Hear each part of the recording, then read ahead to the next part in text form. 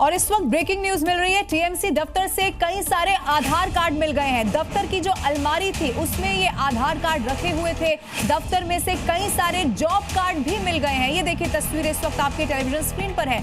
मेदिनीपुर में जो टीएमसी का दफ्तर है वहां पर ये छापेमारी हुई है और तादाद में आधार कार्ड, जॉब कार्ड मिल गए हैं। अब देखिए ये कनेक्शन किससे है, पहले तो ये तस्वीरें देखकर हर कोई हैरान हो गया है और इसी के आधार पर जांच पड़ताल हो रही है। उत्तर प्रदेश की बात करते हैं, जहां मऊ में सड़क हादसे में महिला की मौत को लेकर जबरदस्त बवाल देखने को मिला। गुस्साए लोगों ने जाम हटाने पहुंची पुलिस को भी यहां पर नहीं बख्शा है। पुलिस टीम पर बकायदा पत्थर फेंके गए और जवाब में पुलिस ने भी लाठीचार्ज कर लोगों को तितर-बितर कर दिया। हादसे में जान गंवाने वाली महिला की मौत पर पुलिस वर्सेस पब्लिक हो गया है। गुस्साई भीड़ ने शव को वाराणसी गोरखपुर हाईवे पर रखकर जाम लगा दिया। समझाने पहुंची पुलिस पर ही पब्लिक भड़क गई और पथराव शुरू कर दिया गया, जिसके बाद हालात को काबू करने के लिए अतिरिक्त फोर्स को बुलाना पड़ा। हंगामा कर रही भीड़ को खदेड़ा गया और इस दौरान दोनों तरफ से पत्थरबाजी हो गई। हंगामे की इन अलग अलग तस्वीरों में आप अंदाजा लगा सकते हैं कि किस कदर कानून व्यवस्था की धज्जियां उड़ाई गई। अराजक तत्वों ने माहौल खराब करने की पूरी कोशिश की, जिसका पुलिस ने भी जोरदार जवाब दिया। जो अराजक तत्व थे, जो जाम लगाना चाहते थे, उन्होंने जो है पथराव पुलिस पर किया। जवाब में पुलिस ने जो है लाठी फटकार करके और उनको जो है स्थिति को कंट्रोल में किया है। फिलहाल पुलिस हाईवे जाम करने, अराजकता फैलाने, पुलिस पर पथराव करने और सरकारी कार्य में बाधा पहुंचाने वाले लोगों की पहचान कर रही है। उनके खिलाफ भी मुकदमा दर्ज कर कार्रवाई की जाएगी। जम्मू कश्मीर में अमरनाथ यात्रा को लेकर सुरक्षा बल पूरी तरह से अलर्ट मोड पर है। इन सब के बीच अनंतनाग रेलवे स्टेशन पर उस वक्त अफरा तफरी का माहौल हुआ जब सुरक्षा बलों ने पूरे रेलवे स्टेशन को घेर लिया, क्योंकि रेलवे स्टेशन के अंदर 2 हथियारबंद संदिग्ध नजर आ रहे थे, जिसके बाद सुरक्षा बलों ने रेलवे स्टेशन पर फौरन ऑपरेशन शुरू कर दिया। दोनों हथियारबंद दौड़ते हुए रेलवे स्टेशन के अंदर घुसे और फिर गोलियां चलने की आवाज सुनाई देने लगी।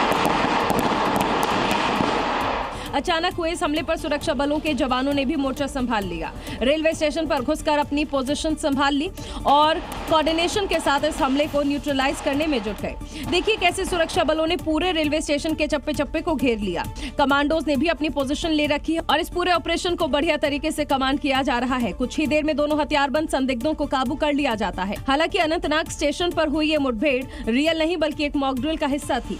अमरनाथ यात्रा की सुरक्षा को और पुख्ता करने के लिए ये मॉक ड्रिल की गई थी, जिसमें आर्मी, सीआरपीएफ और जम्मू पुलिस के जवान शामिल रहे।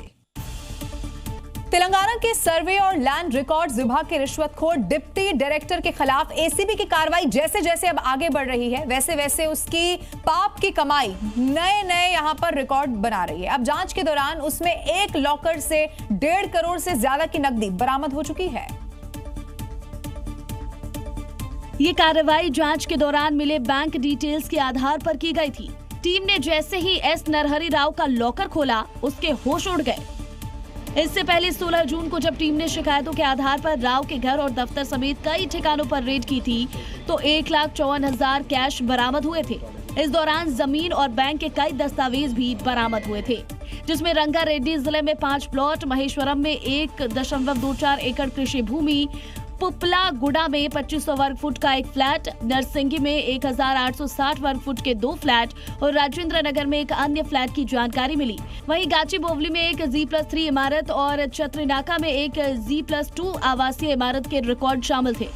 इस दौरान करोड़ों के एफडी और 1.3 किलोग्राम सोने के आभूषण और 8 किलोग्राम चांदी के साथ ही 2 लॉकर की जानकारी सामने आई थी, जिनमें से अब एक लॉकर को खोला गया तो 1.5 करोड़ से ज्यादा कैश मिल गए।